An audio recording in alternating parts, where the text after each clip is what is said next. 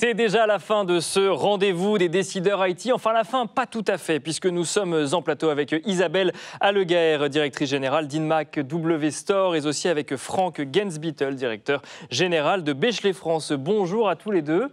Bonjour. Bonjour Nicolas. Bonjour, on est là pour conclure finalement ces 3 jours d'événements. On va revenir ensemble d'ailleurs sur ces 3 jours 100% virtuels. On vous a vu nombreux en ligne avec de nombreuses questions, des questions qu'on a prises parfois en plateau, parfois qui sont arrivées un peu tard ou trop techniques, et donc on vous y a répondu directement sur le chat. En tout cas, des questions qui ont permis d'animer les débats et les échanges avec les experts que nous avions en plateau. 3 jours intenses, 3 jours avec de nombreux sujets abordés. Isabelle, Franck, vous avez suivi avec intérêt chacune des prises de parole, et on va évoquer ensemble les grands enjeux qui sont ressortis de ces 3 jours. Alors on a dû choisir, parce qu'on s'est dit beaucoup de choses durant 3 jours, il y a eu beaucoup d'échanges, mais globalement, ce qui ressort, à entendre tous les experts qui ont défilé sur ce plateau, on ne reviendra pas au monde d'avant, ça c'est une certitude, ça a été dit dans toutes les tables rondes, les entreprises doivent trouver un entre-deux, et cet entre-deux, c'est le mode hybride. Je rajouterais qu'au fil des échanges, on a compris que le mode hybride, c'était hybride entre télétravail et présentiel, mais c'était parfois hybride entre B2B, B2C, ou en tout cas la manière d'aborder un petit peu les sujets. On a un lieu de travail qui devient virtuel, mais cela pose un certain nombre de questions, notamment en ce qui concerne l'engagement des collaborateurs, mais aussi la culture d'entreprise. C'est vrai que quand on est chez soi une bonne partie de la semaine, mais aussi en mobilité ou autre, on peut se demander si on est attaché de la même manière à l'entreprise. Comment est-ce que l'entreprise peut travailler ces sujets-là ? Il y a un sujet qui est revenu de manière très récurrente. Il y a eu des workshops spécifiques dessus et on l'a abordé, je pense, dans tous les échanges, et je pense qu'on le réabordera ensemble. C'est évidemment la sécurité des connexions et des environnements de travail, qui est un enjeu qui a été sous-estimé parfois dans un premier temps, parce qu'il fallait garantir la continuité d'activité un peu dans l'urgence, mais dont les entreprises sont particulièrement conscientes aujourd'hui, notamment suite à plusieurs vagues d'attaques que les entreprises ont connues. En tout cas, c'est ce que moi j'ai lu dans la presse, et c'est ce que j'ai pu entendre dans certains workshops. Un autre point sur lequel on a beaucoup mis l'accent également, c'est l'expérience utilisateur. L'expérience utilisateur qui doit être fluide, qui doit être sans couture, autant à distance qu'en présentiel, pour que ce moderne workspace soit efficace. Je continue, j'ai beaucoup de points à aborder. C'est beau résumé. Mais bon, du coup, je vous ferai réagir après. Mais c'est vrai que 3 jours d'échange, il faut résumer tout ça.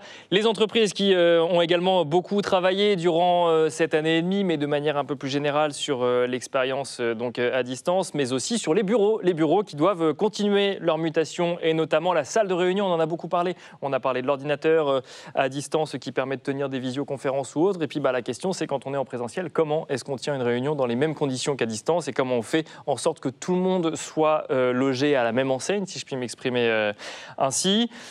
Il a également été établi durant ces 3 jours que le télétravail est synonyme de performance, mais il reste des éléments à adapter. On a notamment évoqué le fait de développer la créativité à distance, le fait que parfois l'innovation, la créativité pouvait être un peu moins facile, un peu moins efficace dans ces échanges à distance. Donc la question, c'est comment est-ce qu'on met des solutions en place qui favorisent l'innovation.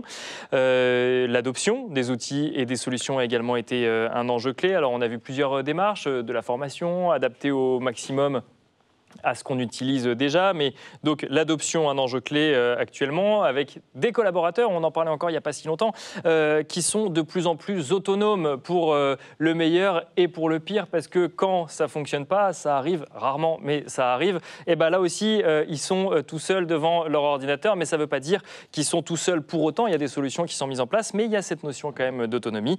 Et enfin, les entreprises et notamment les DSI ont besoin de se décharger d'une partie de leur activité, et ça a été d'ailleurs la thématique de cette 3e journée, les modèles DaaS, Device as a Service, qui permettent d'optimiser par exemple la gestion de flotte de PC, de flotte mobile ou autre. Voilà, j'ai fini, j'ai beaucoup mobilisé la parole, autant de sujets, j'espère que vous avez bonne mémoire parce que j'ai évoqué... Non mais vous avez tout dit en fait. J'ai tout dit, oui c'est ça. Bon, merci beaucoup. Allez, on va y aller. Isabelle, on va peut-être commencer avec vous. Qu'est-ce que ça vous évoque, tous les sujets? Je ne sais pas si vous voulez revenir sur chacun d'entre eux. Non, on ne va pas revenir sur tous les sujets, d'autant plus qu'on a eu 3 jours assez denses. Bien sûr. Sur tous les enjeux. Tous nos partenaires étaient là pour expliquer dans leurs solutions, dans leurs propres activités, quels étaient les enjeux.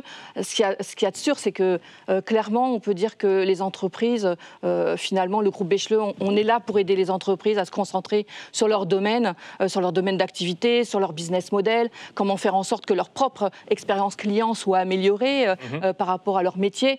Donc oui, rien de plus que finalement, on doit les aider aussi dans l'optimisation de leur organisation du travail grâce à la technologie. Et donc il faut supprimer, si je comprends bien, un petit peu toutes les craintes, tous les irritants pour leur permettre de se concentrer vraiment sur la valeur ajoutée. Tout à fait. Nicolas, vous parliez de créativité, de sentiment d'appartenance. Et c'est vrai que ça a été un petit peu mis à mal, puisque l'idée d'utiliser l'intelligence collective dans nos organisations pour faire naître des projets, pour les mener à bien, par cette distanciation, par cet environnement hybride, a été mise à mal. Donc il a fallu se réinventer, trouver des outils. Bien sûr. Et finalement, on peut dire qu'on est parti sur une nouvelle manière de consommer l'IT. D'accord. Ouais. Avec un mélange de produits, de services et évidemment de plateformes, puisque la plateforme, c'est devenu un petit peu utilisé pour tout. On aime bien les dashboards, on aime bien monitorer, piloter. Donc on est sur cette triptyque de produits, de solutions, services et de plateformisation. D'accord. Et donc d'avoir des données qui remontent, qui donnent en fait une image à un instant T de l'entreprise. J'aime bien cette formule, nouvelle manière de consommer l'IT. Moi, je parlais de nouvelles organisations, nouveaux usages, nouvelle manière de consommer l'IT. Donc oui, une approche différente en fait des solutions technologiques. C'est ça, puisque finalement, on continue à consommer l'IT et puis l'idée, c'est de savoir comment on accompagne nos clients, nos entreprises sur cette nouvelle manière de faire. Isabelle, peut-être un mot sur la façon dont le groupe Bechelait peut accompagner ses clients sur ces différents sujets. Et c'est vrai qu'il y a un point que je n'ai pas mis là-dedans, mais qui me revient à la discussion qu'on peut avoir avec Franck, c'est qu'aujourd'hui, les entreprises mettent en place des solutions, mais il faut que ça fonctionne aussi demain, après-demain, et on développe en fait des solutions pour aujourd'hui, mais pour le futur. Donc comment est-ce que le groupe Bechelait peut accompagner les entreprises sur ces sujets? Donc aujourd'hui, la force du groupe Becheleux, finalement, c'est que les entreprises peuvent s'associer à un partenaire technologique fort. On l'a vu pendant 3 jours. Non seulement on a des expertises dans le groupe, on a eu 3 jours avec 3 thématiques fortes sur le device as a service, modern meeting et tout ce qui concerne le software et la productivité dans les outils. Bien sûr. Mais clairement, nous sommes là pour intégrer nos solutions avec nos partenaires. On a mis quand même en avant quelques-uns de nos partenaires aujourd'hui et on est là en train de créer le demain finalement. Bien sûr, ouais. Avec, comme vous le disiez au départ, on ne reviendra jamais en arrière. Bien sûr. Donc là, effectivement, on accélère sur les différents sujets avec nos partenaires. 14 partenaires qui étaient présents lors de cet événement. 14 partenaires qui étaient présents, bien sûr, mais l'objectif est bien entendu d'accélérer sur la construction de nos offres futures. Avant que vous réagissiez, Franck, il y a le dessinateur Diamant qui est avec nous tout en fil rouge depuis ce matin, qui nous propose un dessin en illustration de ce qu'on s'est dit depuis le début. Merci mon Haïti. Des remerciements en mode hybride et autonome. Voilà, bon, c'est avec Diamant qui reprend avec humour un petit peu ce qu'on se dit. Oui, Franck, pour compléter ce que disait Isabelle sur l'accompagnement du groupe Bechelait. Je pense que, vous l'avez compris, on est capable effectivement d'accompagner nos clients sur tout ce qui est solution. Modern Meeting, Modern Workplace, Device as a Service, on en a parlé pendant 3 jours. Donc on ne va pas forcément revenir dessus en détail, parce que c'est très clair pour tout le monde. Maintenant, j'aimerais quand même revenir sur un point qui fait partie de notre ADN, le transactionnel. Le transactionnel, c'est la capacité de vous livrer un produit d'un point A à un point B, rapidement, au bon prix, avec le bon conseil. Et ça, c'est vrai que c'est ce qu'on sait faire depuis toujours. Et justement, en ce moment, on le vit tous, ces fameuses ruptures dans les chaînes d'approvisionnement, ce qu'on appelle chez nous les shortages. Il manque des pièces, il manque des composants. Et donc, on n'est pas capable aujourd'hui de trouver les produits partout quand on en a envie au bon moment. Justement, nous, le groupe Bechelait, grâce notamment au stock d'Inmac, on est capable de vous livrer le bon produit maintenant, tout de suite, et pas de vous dire il faut attendre dans 6 mois pour avoir le bon PCHP qui correspond à votre flotte.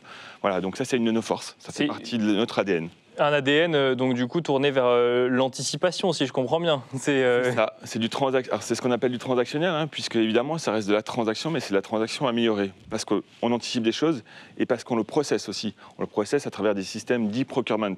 Et ça, c'est vraiment très important, puisque pour nous, l'e-procurement, ça permet d'automatiser ce qui a moins de valeur, j'ai envie de dire. Et la valeur, on le met ailleurs. On le met dans les femmes et les hommes du groupe Bechley. Et notamment, il faut voir, c'est qu'aujourd'hui, c'est la force des 4 entités en France. Donc, on rappelle, hein, Bechley France, Imag Store, Bechley Comsoft et ARP. Et la présence aussi dans 14 pays européens. Et la capacité à avoir ce même niveau d'expertise, ce même niveau de réponse à de multiples sujets dans les 14 pays et dans toute l'Europe. Donc, une dimension internationale, cet ADN transactionnel, hein, finalement. Et donc, l'anticipation, c'est vraiment les deux piliers aujourd'hui sur lesquels on axe finalement l'accompagnement du groupe Bechley. Tout à fait. Alors pour finir, peut-être, moi je voulais remercier nos clients, remercier la confiance qu'ils nous donnent. On a, depuis un an, eu une accélération de cette confiance. On a gagné plus de 7000 clients dans le groupe. Aujourd'hui, on est environ à 60 000 entreprises qui nous font confiance. Donc, on voulait, avec Franck, remercier tout notre écosystème et j'espère que ceux qui ne sont pas encore dans notre écosystème ont compris qu'avec le groupe Bechley, ils allaient avoir leur réponse et tout ce qui était de plus positif dans le groupe Bechley. Franck, un mot, un message également pour vos clients? Justement, je m'associe à Isabelle pour remercier tous nos clients qui nous écoutent et nos partenaires évidemment.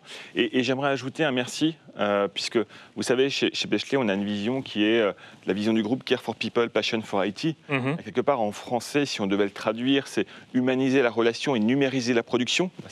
Quand on parlait de plateforme, c'est un peu ça, numériser la production. Et justement, quand on parle d'humaniser la relation, ce qui fait notre force depuis toujours, c'est nos équipes. Et donc, j'aimerais faire un grand merci à toutes nos équipes qui nous écoutent maintenant et qui nous ont écoutés durant ces 3 jours pour tout ce qu'elles font pour nos clients. Parce que c'est aussi grâce à ces équipes, principalement grâce aux équipes, que le groupe Bechley existe.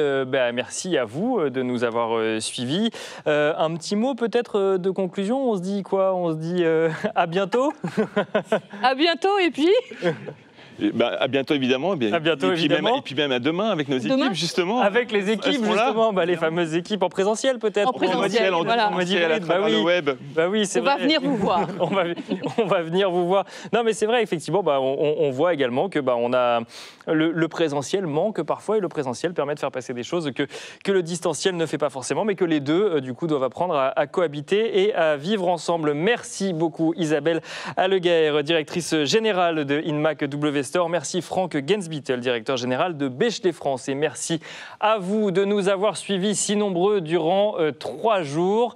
Merci, c'est la fin du rendez-vous des décideurs IT, édition 2021.